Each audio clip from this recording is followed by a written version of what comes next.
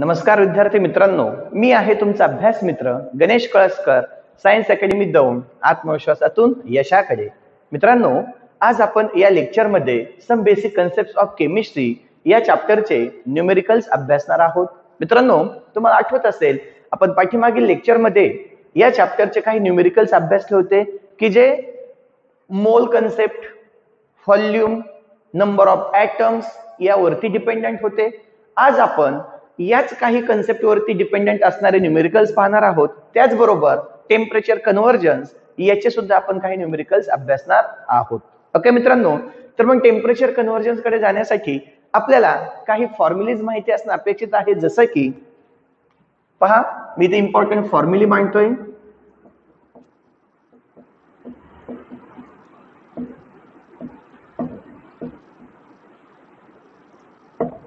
यामध्ये पहिलं conversion of degree Celsius into degree Fahrenheit. आपल्याला जर डिग्री सेल्सिअस मध्ये टेम्परेचर दिलं असेल आणि आपल्याला डिग्री फॅरेनहाइट मध्ये आपल्याला कन्वर्ट करायचं असेल तर त्यासाठीचा फॉर्म्युला आहे degree Fahrenheit is equal to 9/5 degree Celsius plus 32. मित्रांनो, फॉर्म्युला लक्षात आला असेल. Degree Fahrenheit is equal to 9/5 degree Celsius plus 32. जर आपल्याला डिग्री फॅरेनहाइट मध्ये टेम्परेचर दिलेलं असेल आणि डिग्री सेल्सिअस मध्ये कन्वर्ट करायचं असेल तर आपला फॉर्म्युला आहे degree Celsius is equal to 5/9 degree Fahrenheit minus 32. हा फॉर्म्युला आहे त्यासाठीचा. मित्रांनो, जर आपल्याला टेम्परेचर हे डिग्री सेल्सिअस मध्ये दिलं असेल आणि ते जर आपल्याला केल्विन मध्ये कन्वर्ट करायचं असेल तर आपण असं म्हणणार आहोत temperature in kelvin is equal to temperature in degree Celsius plus 273.15. म्हणजेच मी इथे असं म्हणतो मुद्दाम temperature in degree Celsius plus 273.15. या प्रकारे आपण टेम्परेचर कन्व्हर्जन्स अभ्यासणार आहोत. चला तर आपण सुरुवात करूयात पहिल्या न्यूमेरिकल्सला. पहा, convert the following degree Celsius temperature convert the following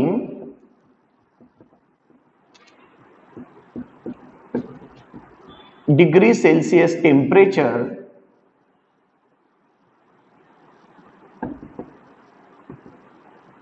मित्रांनो, जे डिग्री सेल्सिअस मध्ये आपल्याला टेम्परेचर दिलेलं आहे त्याचं आपल्याला कन्वर्जन करायचं आहे डिग्री फॅरेनहाइट मध्ये इनटू डिग्री फॅरेनहाइट. मित्रांनो, फॅरेनहाइटचं स्पेलिंग व्यवस्थित पाहून ठेवा. Fahrenheit FAHRENHEIT Fahrenheit. ओके, यामध्ये आपल्याला कन्वर्जन करायचं आहे. त्यासाठी आपलं फर्स्ट व्हॅल्यू दिले आहे 40 डिग्री सेल्सिअस.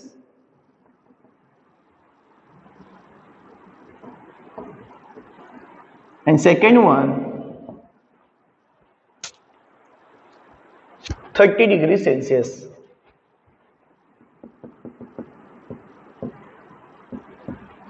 ओके, तर आपण आता याला सॉल्व्ह करणार आहोत. टेम्परेचर डिग्री सेल्सिअस मध्ये दिलेलं आहे मित्रांनो आणि तुम्हाला फॅरेनहाइट मध्ये कन्वर्ट करायचं आहे. मग आपण या फॉर्म्युलेज कडे येणार आहोत. टेम्परेचर डिग्री सेल्सिअस मध्ये आणि फॅरेनहाइट मध्ये कन्वर्ट करायचं आहे तर आपण फर्स्ट फॉर्म्युला यूज करणार आहोत. तर first degree Fahrenheit is equal to 9/5 degree Celsius plus 32 is equal to 9/5 degree Celsius. किती डिग्री सेल्सिअस आहे आपल्याकडे टेम्परेचर 40. आपण डिग्री सेल्सिअस मधील टेम्परेचर पुटअप केलेलं आहे plus 32 is equal to okay 5 1 जा 5 5 8 जा 40 ओके 9 8 जा 72 plus 32 is equal to 2 plus 2 4 7 plus 3 10 104 degree Fahrenheit. Okay, तर मित्रांनो अशा प्रकारे त्याची व्हॅल्यू आलेली आहे. आता आपण यामधील सेकंड एक्झाम्पल पाहतोय. हे तुम्हाला लक्षात आलंय. फॉर्म्युले तुम्ही व्यवस्थित पाहून ठेवलेले आहेत. तुम्हाला यावरती होमवर्क दिला जाणार आहे, तो तुम्हाला सॉल्व्ह करायचा असणार आहे आणि ग्रुपवरती सेंड करायचा आहे.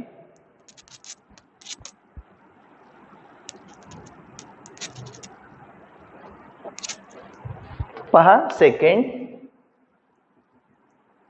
Degree Fahrenheit is equal to 9/5 degree Celsius plus 32 is equal to 9/5 degree Celsius. किती व्हॅल्यू दिली आपल्याला टेम्परेचर? 30 degree Celsius plus 32. 5 1 जा 5, 5 6 जा 30, 9 6 जा 54 plus 32 is equal to 4 plus 2 6 5 plus 3 8 86 degree Fahrenheit. तर मित्रांनो अशा प्रकारे आपण डिग्री सेल्सिअसचं कन्व्हर्जन डिग्री फॅरेनहाइट मध्ये कसं करायचं हे पाहिलं. हे दोन एक्झाम्पल्स त्यासाठी तुम्हाला दाखवलेले आहेत. आता होमवर्क तुम्ही पाहणार आहात. तो होमवर्क या प्रकारे असेल.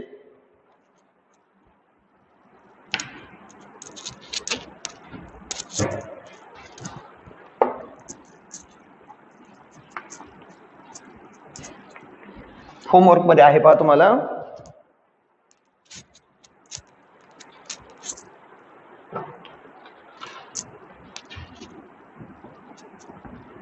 Convert the following degree Celsius temperature into degree Fahrenheit. त्यामध्ये first one 54 and second one 39. तर मित्रांनो हा होमवर्क तुम्ही पाहून ठेवलेला असेल व्यवस्थित. ओके, हा तुम्हाला सॉल्व्ह करून ग्रुपवरती सेंड करायचा आहे. चला तर आपण आता नेक्स्ट कन्व्हर्जन कडे जाणार आहोत. पहा तुम्हाला जर असं म्हणलं convert the following degree Fahrenheit temperature into degree Celsius temperature. मित्रांनो तुम्हाला आपण आता काय केलं, डिग्री सेल्सिअसचं कन्व्हर्जन डिग्री फॅरेनहाइट मध्ये केलं. आता आपण करणार आहोत convert the following degree Fahrenheit temperature into degree Celsius temperature. तर फर्स्ट एक्झाम्पल आहे, कन्सिडर करा. मी मुद्दाम आता जसं आपण 30 40 असे एक्झाम्पल घेतले, आपण थोडेसे वेगळ्या नंबर मध्ये जाऊयात. आपण घेतलं 27 आणि एक एक्झाम्पल मध्ये घेतलं 47 किंवा मी वेगळं घेतो 48. ओके, तर आता हे जे टेम्परेचर आहे ते आपल्याला कशामध्ये दिलेले आहे? डिग्री फॅरेनहाइट मध्ये दिलेले आहे. आता आपल्याला कन्वर्ट करायचे डिग्री सेल्सिअस मध्ये. आता मित्रांनो मी मुद्दाम काय करतोय, या ज्या व्हॅल्यूज आहेत एक न्यूमेरिकल तुम्हाला सॉल्व्ह करून दाखवतो. पहा ही व्हॅल्यू पॉझिटिव्ह निगेटिव्ह नेमकी कशी येते चेकआउट करू आपण. आपला फॉर्म्युला काय होता? Degree Celsius is equal to 5/9 degree Fahrenheit minus 32. आता पहा मित्रांनो डिग्री फॅरेनहाइटची व्हॅल्यू जर आपण इथे लक्षात येत आहे, ही जर व्हॅल्यू फार कमी घेतली तर ही जी आन्सर येणार आहे ते निगेटिव्ह मध्ये जाणार आहे. मग त्यामुळे मी मुद्दाम, कारण की जनरली आपलं टेम्परेचर जे म्हणतो ते फॅरेनहाइट मध्ये जास्ती असतं, तर मग या व्हॅल्यू घेतो मी. फॉर एक्झाम्पल 84 72 अशा प्रकारे. पाहूयात काय होतंय. 5/9 डिग्री फॅरेनहाइटची व्हॅल्यू आपण घेतली 84 minus 32 is equal to 5/9. 4 minus 2 2, 8 minus 3 52. मग आता यामध्ये आपण इज इक्वल टू राईट साइडला घेतो, इज इक्वल टू यांचं मल्टिप्लिकेशन करून घ्या. 5 2 जा 10, कॅरियर 1 5 5 जा 25 plus 1 26 upon 9 is equal to, आता पहा 9 2 जा 18, रिमेनिंग किती असणार आहेत? 8 80 झाले. 9 7 जा 72. ओके, रिमेनिंग 8 9 7 जा, या प्रकारे ते कंटिन्यू होईल. ठीक आहे. मग मित्रांनो मग मी त्याला 7 7 येणार आहे तर मी 27.8 करतो. अशा प्रकारे डिग्री सेल्सिअस या प्रकारे आपण याला कन्वर्ट केलेला आहे. आता जर आपल्याला 72 दिलेला असेल, पहा काय होणार आहे. मी राईट साइडला घेतो सेकंड एक्झाम्पल. आपला formula degree Celsius is equal to काय? 5/9 डिग्री फॅरेनहाइट मायनस 32. 5/9 डिग्री फॅरेनहाइटची व्हॅल्यू किती आहे? 72 minus 32 is equal to 5 by 9. 2 minus 2 0, 7 minus 3 4, 40. 5 4 जा 20, 200 upon 9, 9 2 जा 18, remaining 2 20. बरोबर आहे, 9 2 जा 18. या पद्धतीने 22.2 डिग्री सेल्सिअस. तर मित्रांनो तुम्हाला लक्षात आलं असेल हे किती सिंपल कन्सेप्ट आहे. यासाठी फक्त तुम्हाला फॉर्म्युलीज माहिती असणं अपेक्षित आहेत. ओके, चला तर मग तुम्हाला याच्यावरती होमवर्क द्यायचा आहे.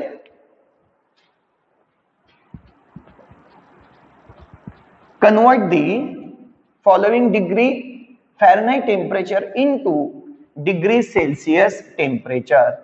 तर मित्रांनो यासाठी तुम्हाला फर्स्ट होमवर्क साठी एक्झाम्पल असणार आहे.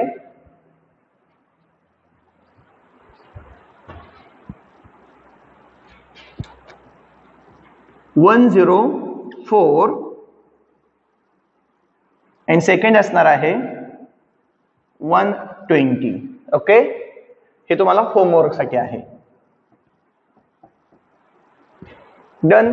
तर आपण टेम्परेचर कन्व्हर्जन्स मध्ये फॅरनहाइटचं डिग्री सेल्सिअस मध्ये कसं, डिग्री सेल्सिअसचं फॅरनहाइट मध्ये कसं हे पाहिलेलं आहे. आपण आणखी आता टेम्परेचर कन्व्हर्जनचं एक फॉर्मॅट अभ्यासणार आहोत. तो म्हणजेच जर आपल्याला टेम्परेचर डिग्री सेल्सिअस मध्ये दिलं असेल तर केल्विन मध्ये कसं कन्वर्ट करायचं यामध्ये आपण पाहतोय आता. Convert the following degree Celsius temperature into kelvin.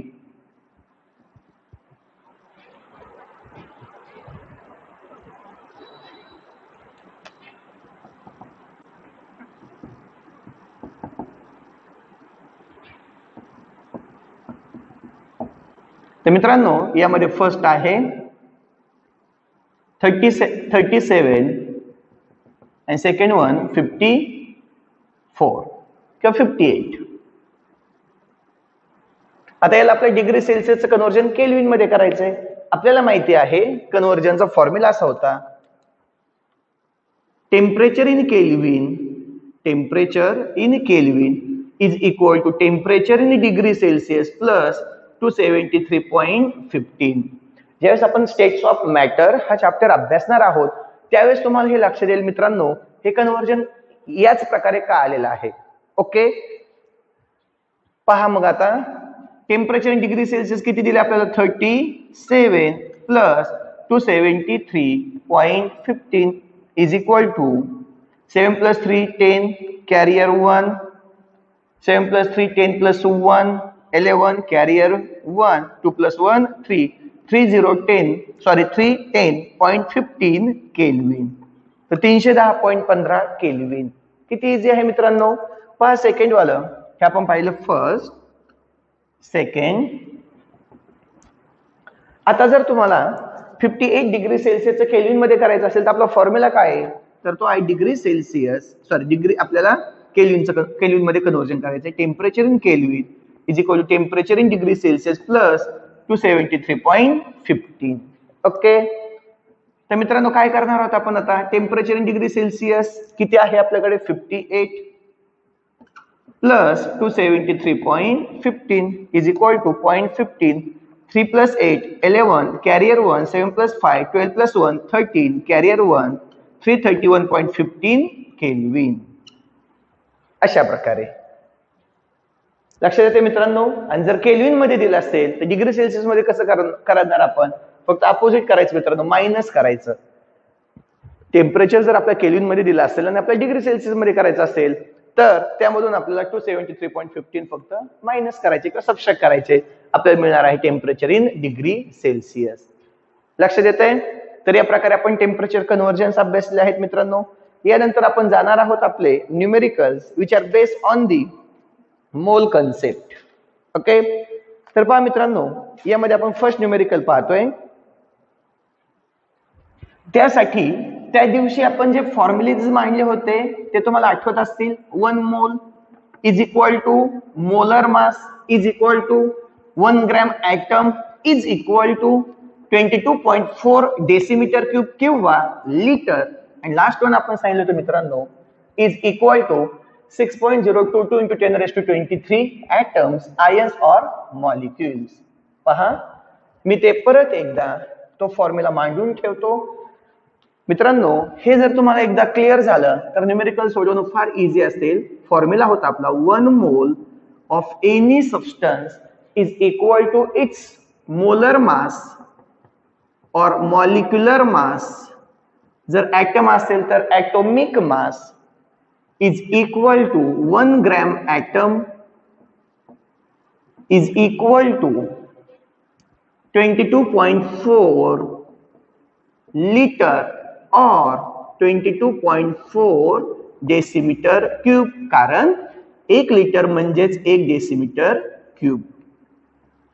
Is equal to 6.022 into 10⁻23 atoms किंवा 6.022 इंटू 10⁻23 ions किंवा 6.022 into 10⁻23 molecules or any other species किंवा कोणतीही एखादी स्पेसिस मित्रांनो त्याची जी व्हॅल्यू असेल म्हणजे 1 मोल असेल.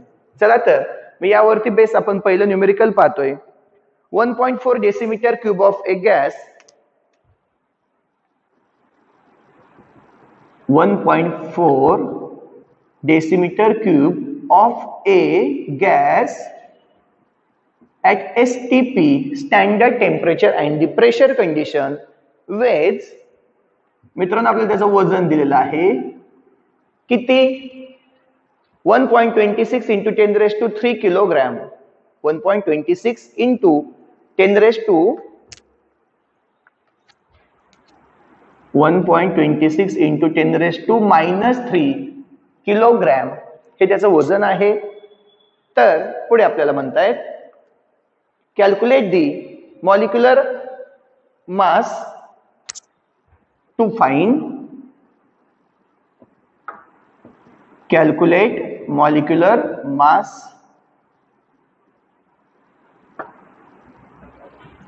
त्याचबरोबर मित्रांनो मास ऑफ 1 मोल mass of 1 mole and number of gas molecules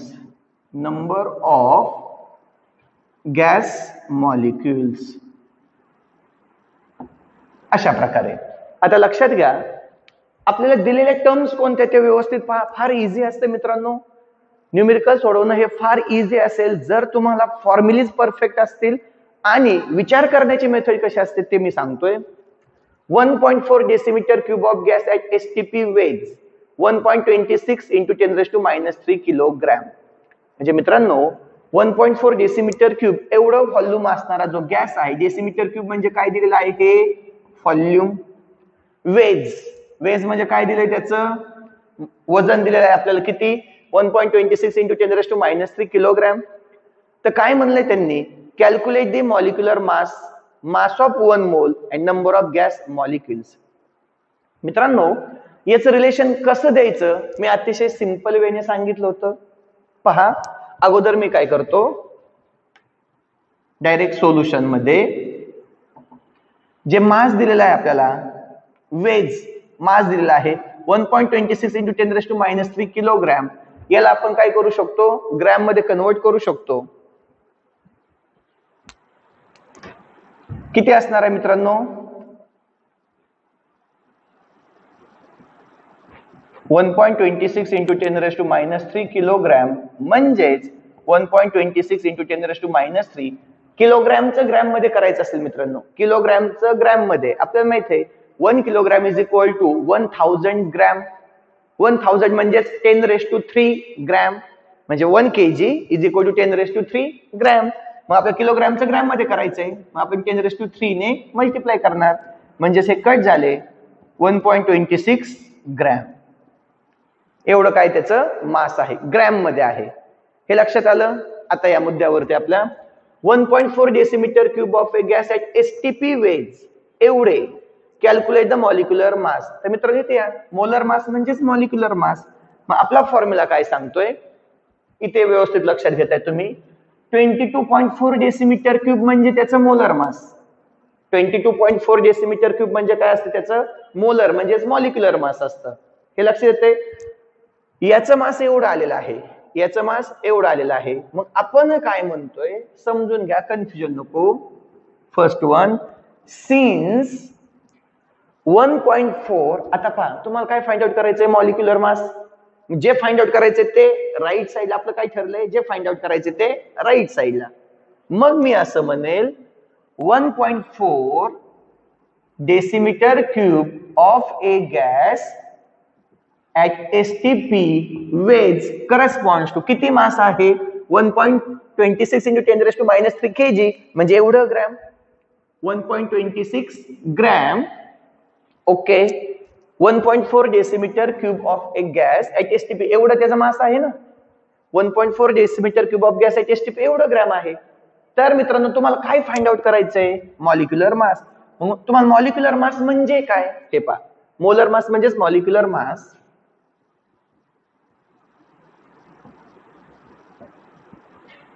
molar mass म्हणजेच मॉलिक्युलर मास म्हणजे एवढ्याच 1.4 decimetre cube of gas at STP एवढं मास आहे ना. तर मॉलिक्युलर मास फाइंड आउट करायचं. मॉलिक्युलर मास फाइंड आउट करायचं म्हणजे कोणाचं, 22.4 डेसिमीटर क्यूबचं जे मास असतं ते काय असतं, मॉलिक्युलर मास असतं. हे पटलं. 22.4 डेसिमीटर क्यूबचं जे मास असतं ते काय असतं, मॉलिक्युलर मास. मग मी असं म्हणेल 1.4 decimetre cube of gas at STP एवढं मास असेल तर 22.4 decimetre cube of a gas at STP corresponds to, आणि जे येणार ते काय असणार आहे, मॉलिक्युलर मास. कारण 1 मोल म्हणजेच मॉलिक्युलर मास आणि मॉलिक्युलर मास म्हणजेच 22.4 डेसिमीटर क्यूब. मग 22.4 डेसिमीटर क्यूब ऑफ गॅस एवढ्या व्हॉल्यूम असणारा गॅसचं जे मास असेल ते काय असतं, त्याचं मॉलिक्युलर मास असतं. लक्षात आलं? झालं. तर मग क्रॉस मल्टिप्लिकेशन 1.26 इंटू 22.4 अपॉन 1.4. मित्रांनो आपण घाई करणार नाही. मुद्दाम आता इथे आपलं लॉग टेबल कशासाठी अभ्यासला होता, कारण की आपल्याला हे न्यूमेरिकल्स अभ्यास व्हायचे होते म्हणून. आता पहा मी ते लॉग टेबलचा यूज करणार आहे. इथे वरती मित्रांनो मल्टिप्लिकेशन आहे. तुम्हाला माहिती आहे आता मल्टिप्लिकेशन असेल तर लॉगची काय करायची, ऍडिशन. इथे मी म्हणतोय लॉग ऑफ 1.26 समजून घ्या, प्लस मल्टिप्लिकेशन असेल तर लॉगॅरिथमची बेरीज असते. मग इथे मल्टिप्लिकेशन आहे, मग या दोघांच्या लॉगची मी बेरीज करणार, प्लस लॉग ऑफ 22.4. ओके. आता पहा तुम्हाला माहिती आहे की पॉइंटच्या लेफ्ट साइडला 1 ही व्हॅल्यू आहे. मग जेवढी व्हॅल्यू असेल त्याच्यातून 1 मायनस करा, ती कॅरेक्टरिस्टिक असते. 1 - 1 0. 0 पॉइंट कोणाचा कोणामध्ये पाहायचा असतो, लॉगॅरिथम पाहत असताना पहिल्या 2 व्हॅल्यूचा तिसऱ्या आणि चौथ्या व्हॅल्यू मध्ये पाहायचा असतो. मग पहिली 2 व्हॅल्यू कोण आहेत, 12 12 आहे. 12 चा 6 मध्ये पाहतोय मी. तर मित्रांनो 12 चा 6 मध्ये आहे 1004. 1004 डन. आता पहा इथे या, इथे पॉइंट आहे. पॉइंटच्या लेफ्ट साइडला किती व्हॅल्यू दिसताय तुम्हाला, 2. किती डिजिट्स आहेत, 2 आहेत. 2 2 असे 2 आहेत ना. 1 2 आपलं काय ठरलं, कॅरेक्टरिस्टिक पाहत असताना त्याच्यातून 1 मायनस 1 सबट्रॅक्ट करा. 2 मधून 1 गेला 1. 1 पॉइंट डन. आता कोणाचा कोणामध्ये, पहिल्या 2 व्हॅल्यू कोण आहे, 22. 22 चा 4 मध्ये.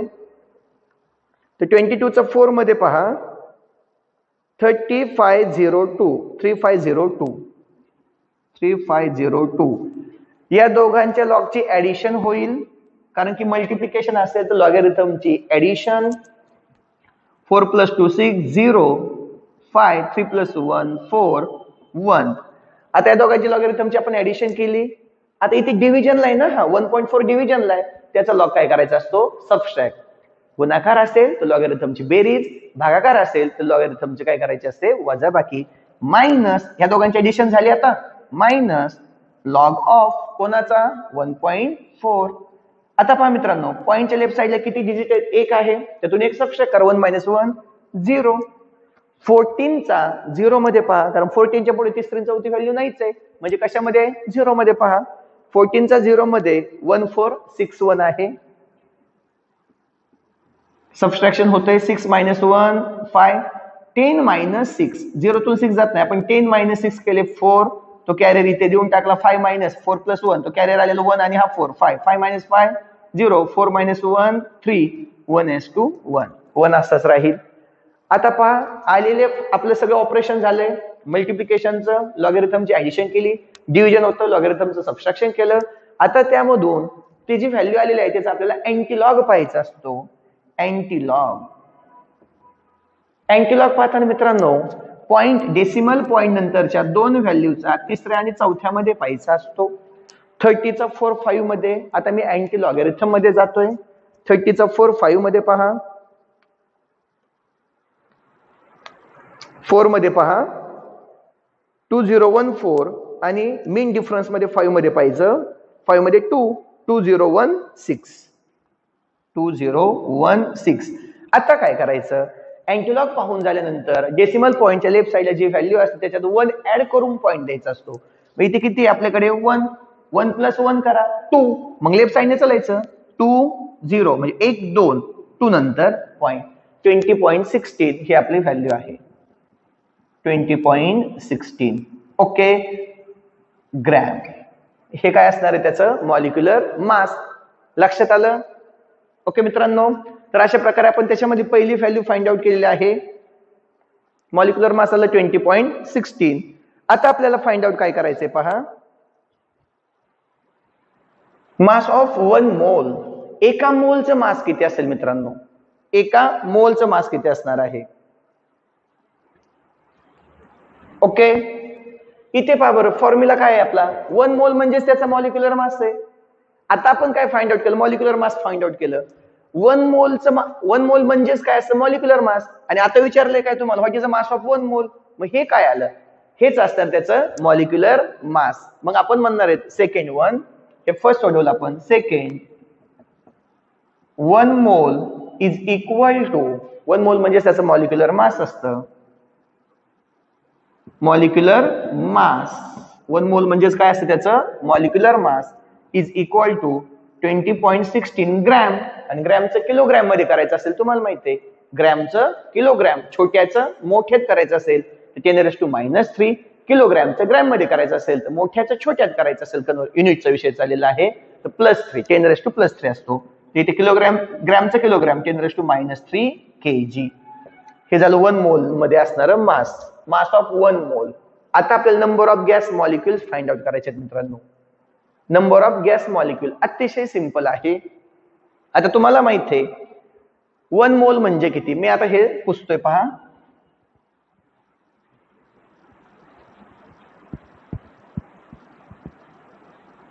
व्हॅल्यू 20.16 आलेली ही माहिती असू द्या.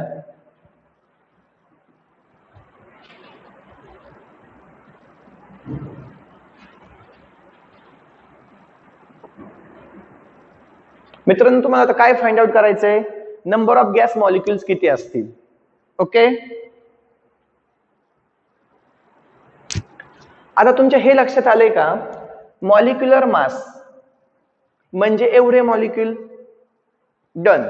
आता आपल्याकडे मॉलिक्युलचा नंबर जो असणार आहे आपल्याला, जो किंवा आपण 1 मोलच्या कन्सेप्ट नुसार जाऊ शकतो. 1 मोल म्हणजे एवढे मॉलिक्युल्स असतील तर कसं. ठीक आहे, मग आता आपण म्हणू शकतो,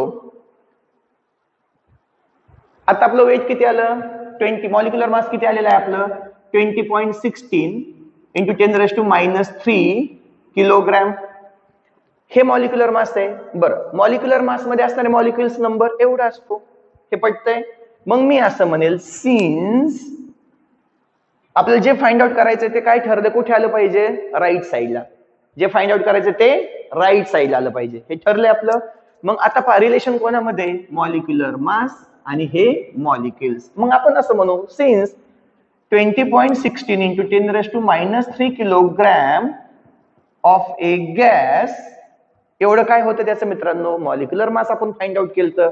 ते म्हणजे किती, एवढे मॉलिक्युल्स आहे की नाही. Okay, corresponds to 6.022 into 10⁻23 molecules.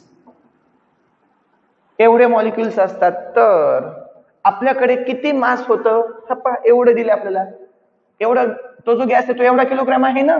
मग आपण म्हणणार 20.16 into 10⁻³ kg of a gas, एवढे मॉलिक्युल्स असतात तर 1.26 into 10⁻³ kg of a gas corresponds to किती cross multiplication 6.022 into 10 raised to 23 into 1.26 into 10 raised to minus 3 upon 20.16 into 10 raised to minus 3 minus 3 cut झाले मग राहिलं काय आपलं 6.022 into 10 raised to 23 into 1.26 upon 20.16 मित्रांनो परत तोच विषय आला आपल्याला इथे लॉग पाहायचा आहे आणि परत एकदा मी लॉग कसा पाहायचा ते सांगतोय लक्षात घ्या इथे राईट साइड लिहितो लॉग ऑफ या दोघांचं मल्टिप्लिकेशन आहे 6.022 प्लस लॉग ऑफ 1.26 आता पॉइंटच्या लेफ्ट साइडला 6 एक डिजिट आहे ना 0 नाहीये ना 0 असेल तर बार मध्ये द्यायचे फिक्स आहे आपलं मग 6 एकच डिजिट आहे ना त्याच्यातून एक मायनस करा 0 1 minus 1 0 मग आता कोणाचा पहिल्या दोन संख्या कोण आहे 60 चा 22 मध्ये 60 चा 22 मध्ये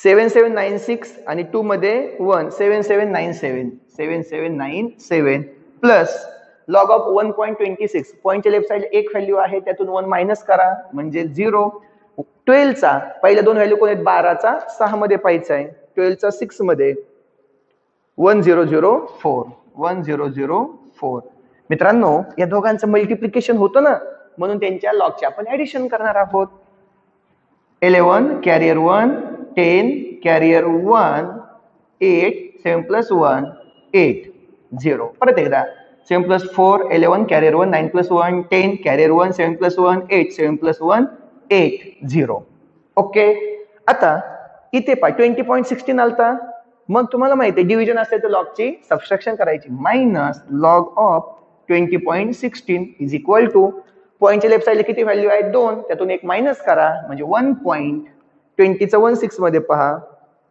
1 मध्ये आहे 32 आणि 6 मध्ये आहे 32 प्लस 16 म्हणजे याचाच अर्थ असा 32 प्लस 13 45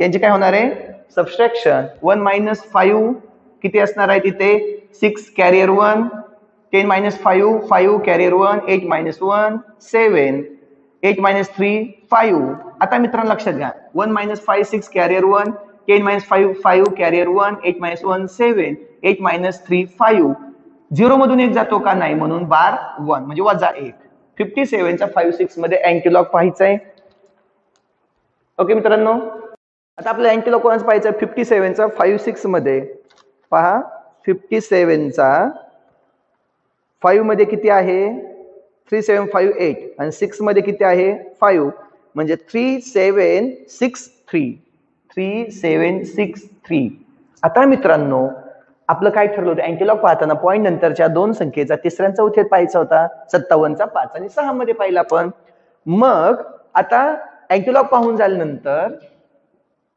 पॉइंटच्या लेफ्ट साइडला जी संख्या असते त्याच्यामध्ये 1 ऍड करून पॉइंट द्यायचा असतो 12 प्लस 1 वजा 1 अधिक 1 0 म्हणजे पॉइंट राहील इथेच फक्त 1 आला असता तर मी 3 नंतर दिला असता 2 आला असता तर मी 7 नंतर दिला असता पण इथे वजा 1 अधिक 1 म्हणजे 12 प्लस 1 0 मग इथेच पॉइंट राहील म्हणजे आपली किती व्हॅल्यू आली 0.3763 लक्षात आलं तर what is the number of gas molecules मित्रांनो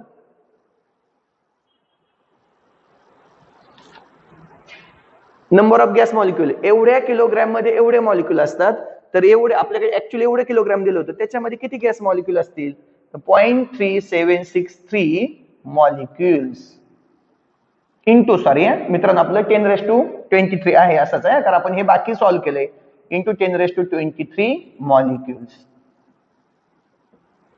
या प्रकारे आपलं फायनल आन्सर असेल हे लक्षात आलं तर मित्रांनो तुमच्यासाठी एक होमवर्क असणार आहे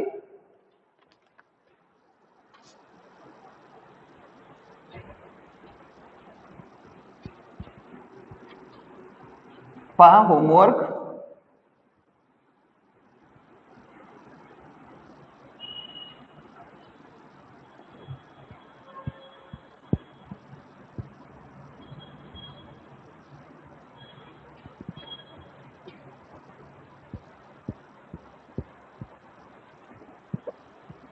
Calculate the number of atoms.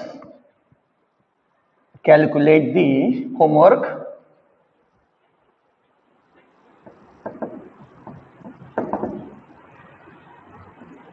Calculate the number of, काय फाइंड आउट करायचं मित्रांनो? Calculate the number of atoms of, कोणाचे atoms फाइंड आउट करणार आहे तुम्ही? Hydrogen present in